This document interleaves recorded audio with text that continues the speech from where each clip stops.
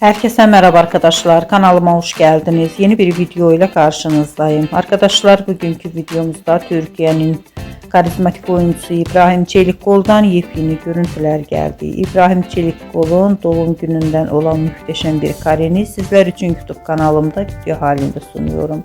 Umarım beğenirsiniz. Arkadaşlar videomu beğendiyseniz kanalımı izlemeyi ve bildirim butonuna basmayı unutmayın.